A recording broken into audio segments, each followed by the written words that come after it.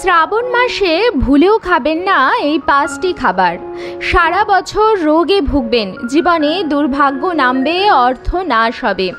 আমরা প্রত্যেকেই জানি যে শ্রাবণ মাসটি হচ্ছে দেবাদিদেব মহাদেবের মাস।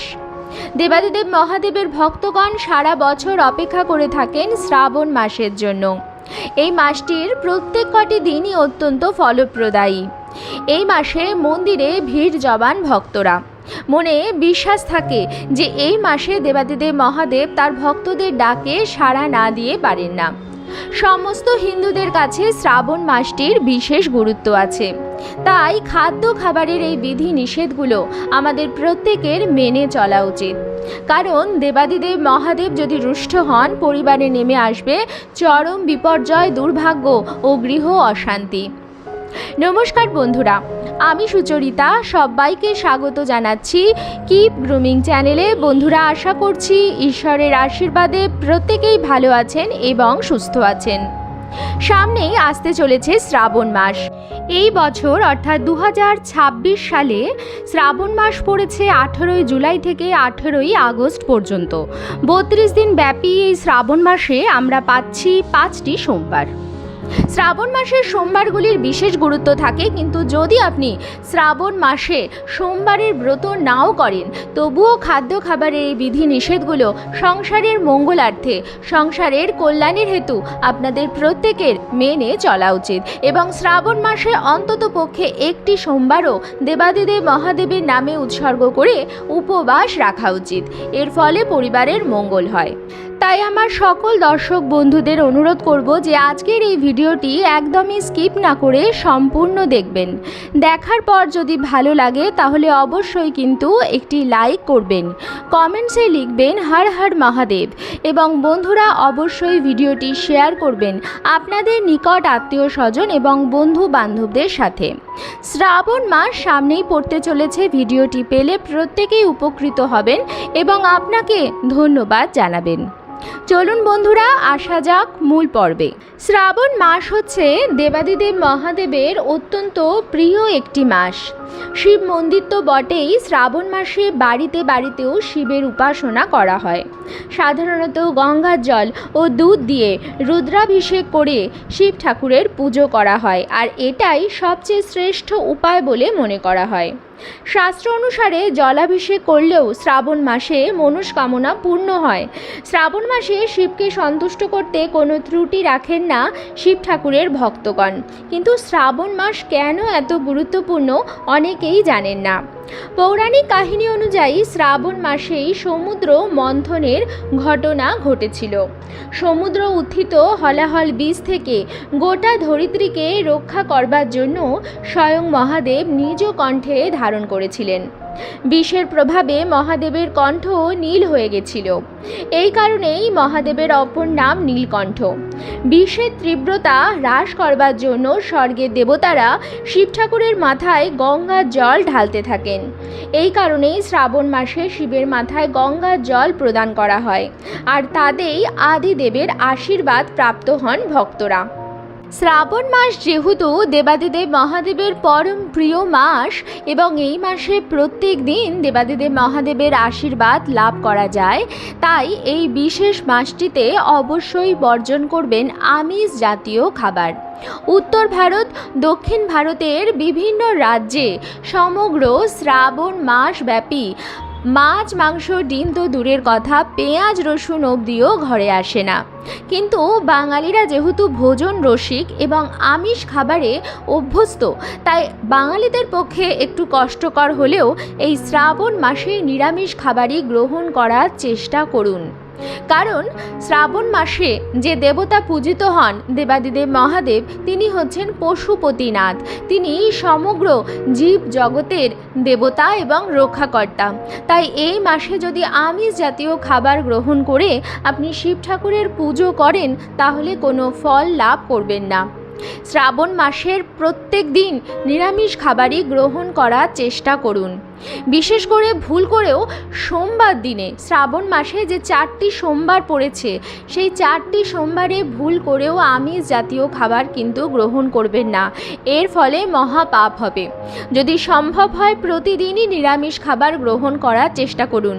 শ্রাবণ মাস এই যে সময়কালটা, এই সময়কালে আমিষ জাতীয় খাবার গ্রহণে অর্থাৎ খাবারটি খেলে হজমেও বাধা তৈরি হয় এবং এর ফলে পেটে নানা রকম রোগও তৈরি হয় এবং এর ফলে থেকেই ডাক্তারের কাছে যাওয়ার দরকার পড়ে। তাই শ্রাবণ মাসে নিরামিষ খাবার গ্রহণ করুন, এর ফলে শুধু পুণ্য অর্জন হবে না, আপনার শরীর স্বাস্থ্যও ভালো থাকবে। শরীর স্বাস্থ্য ভালো থাকলে ডাক্তারের কাছে কম যেতে হলে অর্থ নাশও কম হবে, অর্থাৎ অর্থ প্রাপ্তির যোগও তৈরি হবে। আপনি যত সুস্থ থাকবেন তত ভালো কাজ করতে পারবেন, তত অর্থ উপার্জনের নতুন রাস্তা খুঁজে পাবেন। যদি আপনি অসুস্থই থাকেন এবং সারাদিন আপনার ওষুধপত্র ডাক্তার বদ্যিতেই কেটে যায়, তাহলে আপনি কাজ কখন করবেন, তাহলে আপনি ভালো কখন ভাববেন এবং শিব আরাধনাই বা কখন করবেন। তাই বন্ধুরা, শ্রাবণ মাসে নিরামিষ এবং সাত্ত্বিক আহার গ্রহণ করার চেষ্টা করুন। এর ফলে আপনার পরিবারের মঙ্গল হবে, পরিবারের প্রত্যেকের শরীর স্বাস্থ্য ভালো থাকবে। দ্বিতীয় যে খাবারটি শ্রাবণ মাসে ভুলেও গ্রহণ করবেন না সেটি হচ্ছে একটি সবজি এবং সেটি হচ্ছে বেগুন। বন্ধুরা, শ্রাবণ মাসে বেগুন খেলে মহাপাপ হয় এবং শরীরে নানা প্রকার রোগেরও তৈরি হয়। তাই বন্ধুরা, শ্রাবণ মাসে ভুলেও বেগুন বা বেগুন থেকে তৈরি কোনো রকম সবজি খাবেন না। বেগুন একটি নিরামিষ সবজি হলেও বেগুনে এমন কিছু জিনিস এই শ্রাবণ মাসে পাওয়া যায় যেটি শরীরের পক্ষে হিতকর নয় এবং শ্রাবণ মাসে বেগুন খেলে পেটে নানা রকম সমস্যা দেখা দেয় এবং সেটা সারা বছর স্বাদ ছাড়ে না। তাই বন্ধুরা, শ্রাবণ মাসে বেগুন বর্জন করবেন। তৃতীয় যে সবজিটা শ্রাবণ মাসে ভুলেও গ্রহণ করবেন না সেটি হচ্ছে লাল শাক বা যে কোনো প্রকারের শাক জাতীয় খাবার। শ্রাবণ মাস অর্থাৎ বর্ষাকাল, আর এই সময় শাক জাতীয় জিনিস খেলে তাতে নানা রকম পোকা তৈরি হয় বা পোকা থেকে বাঁচার জন্য তাতে নানা প্রকার কীটনাশক দেওয়া হয় এবং শাক জাতীয় জিনিস এই শ্রাবণ মাসে গ্রহণ করলে হজমে বিপাক তৈরি হয় এবং হজমের নানা রকম সমস্যার কারণে চিকিৎসকের দ্বারগ্রস্ত হতে পারে। তাই বন্ধুরা, শ্রাবণ মাসে বর্জন করবেন বেগুন। শ্রাবণ মাসে সুস্থ থাকতে চাইলে বর্জন করবেন লাল শাক, সবুজ রঙের শাক বা যে কোনো প্রকারের শাক জাতীয় জিনিস। এই একটি মাস শাক জাতীয় জিনিস খাবেন না, এই সময় শাক হজম হবে না এবং পেটে নানা রকম রোগ তৈরি হবে। পঞ্চম যে খাবারটি বর্জন করবেন সেটি হচ্ছে কাঁচা দুধ। বন্ধুরা, আমরা প্রত্যেকেই জানি যে শ্রাবণ মাসে শিবলিঙ্গে কাঁচা দুধ অর্পণ করা হয়, গঙ্গার জল অর্পণ করা হয়। কাঁচা দুধ শ্রাবণ মাসে শিবলিঙ্গের ওপর সমর্পিত এবং এই কাঁচা দুধ ভুল করেও আপনারা শ্রাবণ মাসে গ্রহণ করবেন না। কাঁচা দুধে এই সময় এক প্রকার ব্যাকটেরিয়া পাওয়া যায় যেটি শরীরের পক্ষে ক্ষতিকর, তাই কাঁচা দুধ ভুলেও সেবন করবেন না শ্রাবণ মাসে। শিবলিঙ্গে অর্পণ করা হলেও সেটি শিবলিঙ্গের জন্য ফলপ্রদায়ী, আপনার মনস্কামনা পূরণের জন্য ফলপ্রদায়ী, কিন্তু সেটি যদি আপনি গ্রহণ করেন তাহলে সেটা আপনার স্বাস্থ্যের জন্য ভালো হবে না। তাই বন্ধুরা, যদি শ্রাবণ মাসে দুধ গ্রহণ করতেই হয় তাহলে সেটি খুব ভালোভাবে ফুটিয়ে অর্থাৎ জাল দিয়ে তারপরই গ্রহণ করবেন। শ্রাবণ মাসে কাঁচা দুধ ভুলেও গ্রহণ করবেন না, এর ফলে পেটে নানা রকম রোগ দেখা দিতে পারে। শ্রাবণ মাসে অত্যাধিক তেল মশলাযুক্ত খাবার, অত্যাধিক আঁচে পাকানো খাবার, বাইরের খাবার, পেঁয়াজ রসুন দেয়া কোনো খাবার গ্রহণ করবেন না। শ্রাবণ মাস ভোর সাত্ত্বিক আহার গ্রহণ করবেন, নিরামিষ আহার গ্রহণ করবেন, কম তেল মশলাযুক্ত খাবার গ্রহণ করবেন, যতটা সম্ভব বর্জন করবেন পোড়া জাতীয় খাবার এবং শ্রাবণ মাসে ফলমূল আপনারা গ্রহণ করতে পারেন। এই বছর শ্রাবণ মাসে পড়েছে 4টি সোমবার, 6 শ্রাবণ, 13 শ্রাবণ, 20 শ্রাবণ এবং 27 শ্রাবণ। এই 4টি সোমবারই যদি আপনারা দেবাদিদেব মহাদেবের নামে উপবাস রেখে ব্রত করেন তাহলে মহাদেবের আশীর্বাদে আপনাদের পরিবার বাধা বিপর্যয় মুক্ত হবে এবং পরিবারে সুখ শান্তি সমৃদ্ধি বিরাজ করবে, আপনার সকল মনস্কামনা পূর্ণ হবে।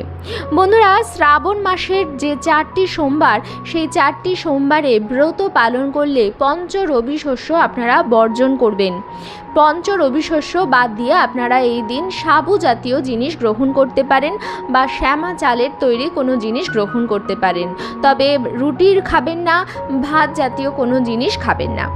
তবে এটা শুধু তাদের জন্য প্রযোজ্য যারা ব্রত উপবাস করছেন। আজকের পর্বটি আমি এখানেই শেষ করছি। আশা করছি আজকের ভিডিওটি আপনাদের ভালো লাগলো এবং একটু হলেও উপকারে লাগলো।